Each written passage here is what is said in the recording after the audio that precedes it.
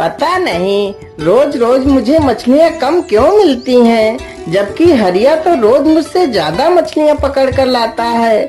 नहीं नहीं, आज मैं भी ज्यादा मछलियाँ पकड़ कर लाऊंगा, चाहे मुझे कितने भी गहरे पानी में क्यों न जाना पड़े।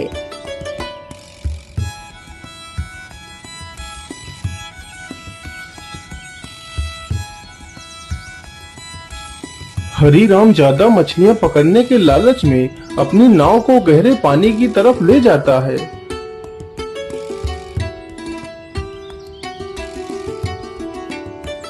हाँ, अब मैं ज्यादा गहरे पानी में आ चुका हूँ।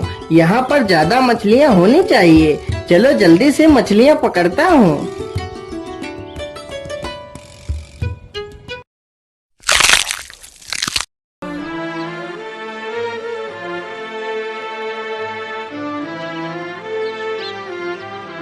अरे वाह वाह, आज तो पहली बार मैंने इतनी सारी मछलियाँ एक बार जाल फेंकने से पकड़ी हैं। वाह वाह, आज तो मैं बाजार में ढेर सारे पैसे कमाऊंगा।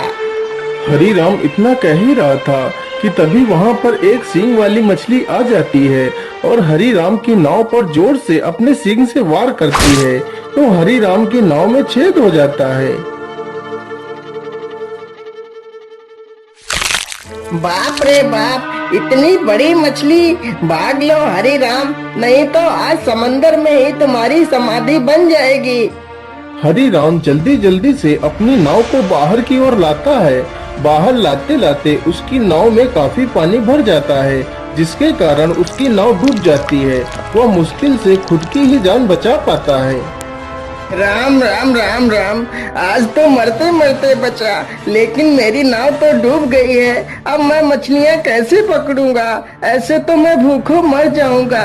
नहीं नहीं, मुझे जल्दी ही एक दूसरी नाव बनानी होगी। मैं कल सुबह ही जंगल जाकर एक अच्छी सी लकड़ी ढूंढ कर लाऊंगा और अपनी नाव बनाकर मैं फिर से मछलियाँ पकड़ूंगा।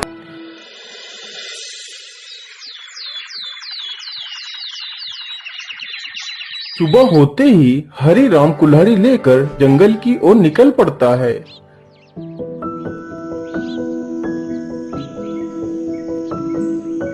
कौन सा पेड़ काटूं, कुछ समझ नहीं आ रहा। कोई पेड़ तो इतना मोटा है और कोई पेड़ तो इतना पतला है। मेरी नाव के लायक तो कोई पेड़ मुझे दिख ही नहीं रहा है। हाँ, ये पेड़ मेरी नाव के लायक है। चलो मैं इसे ही काट लेता हूँ। उसी पेड़ पर एक चिड़िया ने अंडे दिए होते हैं। हरीराम जैसे ही कुल्हाड़ी उठाकर पहला वार उस पेड़ पर करता है। अरे ये शोर कैसा? मुझे लगता है कोई मेरे इस पेड़ को काट रहा है।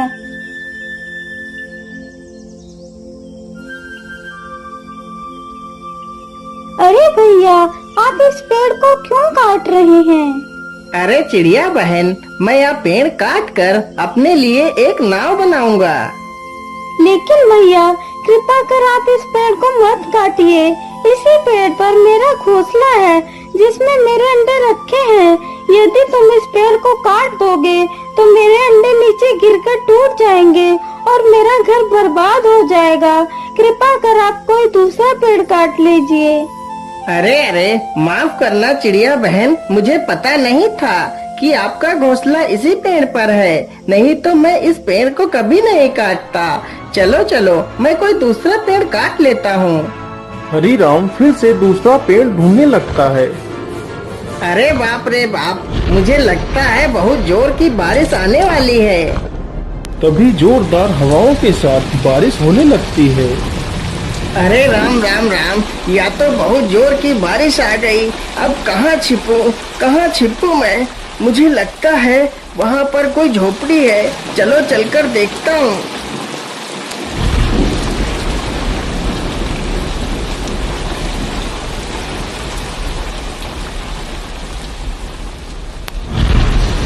बाबा, मैं एक मछुआरा हूँ। आज मैं इस जंगल में एक लकड़ी काटने के लिए आया था, जिससे मैं अपने लिए एक नाव बना सकूं।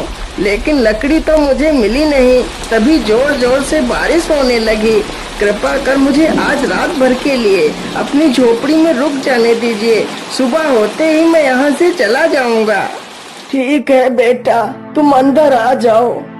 जैसे ही हरिराम अंदर जाता है तो देखता है एक बूढ़ी महिला खाना बना रही है। हरिराम चुपचाप जाता है और कोने में पड़ी एक चटाई पर लेट जाता है। तभी वह बुढ़िया उस बूढ़े व्यक्ति से कुछ कहती है। ऐसा लग रहा था जैसे कि वह दोनों हरिराम से कुछ छुपा रहे हों। अरे अरे, यह दोनों आपस में क्या बात कर रहे हैं? मुझे लगता है यह दोनों मुझसे कुछ छिपा रहे हैं। मुझे यह पता लगाना ही होगा, आखिर ये दोनों मुझसे क्या छिपा रहे हैं। हरिराम यह सब कुछ सोचने लगता है और चुपचाप सोने का नाटक करता है। अरे भाग्यवान, मुझे लगता है यह आदमी सो गया है। चलो पहले मैं जाता हूँ और फिर तुम बाद में आ जाना। ठीक है, तुम पहले चलो, मैं बाद में आती हूँ। इतना कहकर बूढ़ा व्यक्ति अपने संदूक के पास जाता है और उसमें से एक टोपी निकालता है और अपने सिर पर रख लेता है। गीली गीली छू, उड़ जा तू। इतना बोलते ही वह बूढ़ा व्यक्ति गायब हो जाता है।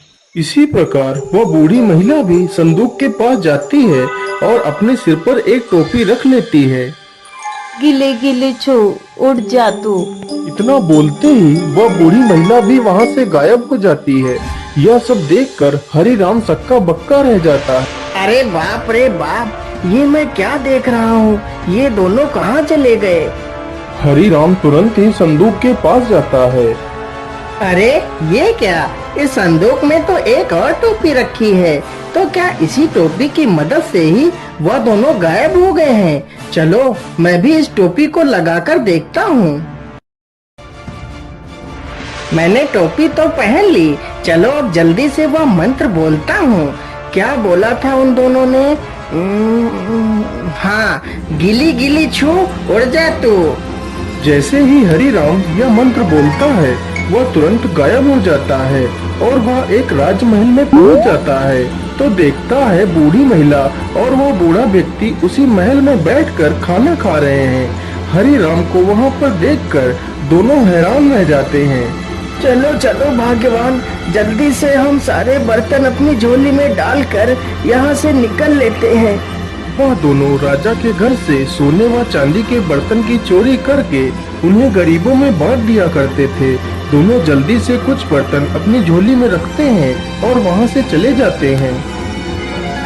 अरे वाह, क्या बात है! चलो मैं भी जल्दी से कुछ बर्तन उठा लेता हूँ। लेकिन इतनी जल्दी भी क्या है? चलो थोड़ा सा स्वादिष्ट भोजन का आनंद लिया जाए, फिर आराम से चला जाएगा। इतना सोचकर हरिराम खाना खाने लगता है। अरे वाह, खाना तो बहुत स्वादिष्ट था। ऐसा स्वादिष्ट खाना तो मैंने अपने जीवन में पहली बार खाया है। लेकिन अब मुझे खाना खाने के बाद बड़ी नींद आ रही है। चलो थोड़ा सा सो लेता हूँ, फिर आराम से चला जाऊंगा। इतना कहकर वह वहीं पर लेट जाता है और सो जाता है। उसे सोते सोते सुबह हो जाती है। तभी वहाँ पर राजमहल का रसोइया आ जाता है। अरे चोर चोर, कोई पकड़ो इसे, आज यह चोर हमारे हाथ लग गया है। इतना सुनते ही सैनिक हरिराम को दबोच लेते हैं और राजा के दरबार में पेश करते हैं। महाराज, मुझे छोड़ दीजिए। मैंने आपके घर में कोई चोरी नहीं की है। मैं चोर नहीं हूँ, मैं तो एक मछुआरा हूँ। अरे मूर्ख, यदि तू मछुआरा है तो क्या मेरे महल में तू मछली पकड़ने आया था? अरे मूर्ख चोर, मुझसे झूठ बोलता है, रोज रोज मेरे महल में चोरी करता है। सैनिकों, इस बेवकूफ को ले जाओ और बीच चौराहे पर खड़ा करके जिंदा जला दो, ताकि ऐसा कोई दोबारा करने की सोचे भी नहीं। राजा का आदेश होते ही सैनिक हरिराम को बीच चौराहे पर ले जाकर एक मजबूत लक्कड़ से बांध देते हैं। अरे राम राम राम, ये कहाँ आकर फंस गया? आज तो मेरी मौत निश्चित है। क्या करूं, कैसे बचूं इन सैनिकों से? कुछ ना कुछ तो मुझे उपाय सोचना ही पड़ेगा। हाँ महाराज, आप मुझे मारने के लिए तो तैयार ही हैं और कुछ ही देर में मुझे मार भी डालेंगे। इसीलिए महाराज, मेरी आखिरी इच्छा पूरी कर दीजिए। हाँ हाँ, क्यों नहीं, बोल तेरी आखिरी इच्छा क्या है?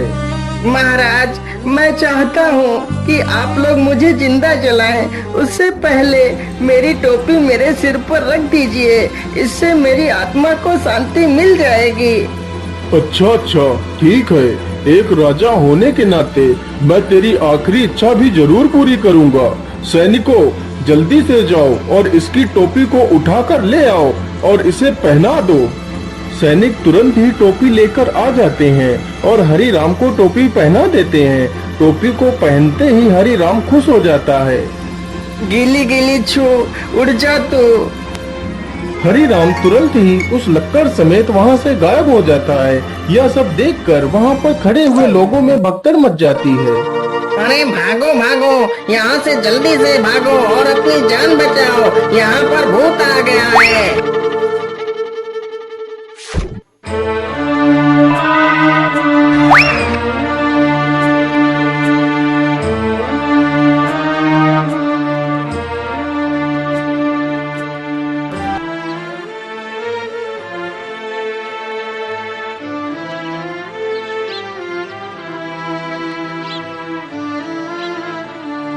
अरे ये मैं कहाँ आ गया हूँ? मुझे लगता है मैं अपने गांव वापस आ गया हूँ। अरे हरि राम भाई, आपको ये क्या हो गया? आपकी ये हालत कैसे हुई? आप तो इतने दिनों से मछलियाँ भी पकड़ने नहीं आए। अरे हरिया भाई, इतने सारे सवाल बाद में पूछ लेना, पहले मुझे इस रस्सी से खोल दो। हाँ हाँ, क्यों नहीं हरि राम भाई, मैं अभी आपको रस्सी से खोल देता हूँ। हरिया तुरंत ही उसकी रस्सियाँ खोल देता है। अरे वाह वाह, जिस लकड़ी की मुझे तलाश थी वह तो मुझे मिल गई। चलो अब इसी लकड़ी से ही अपनी नाव बनाऊंगा।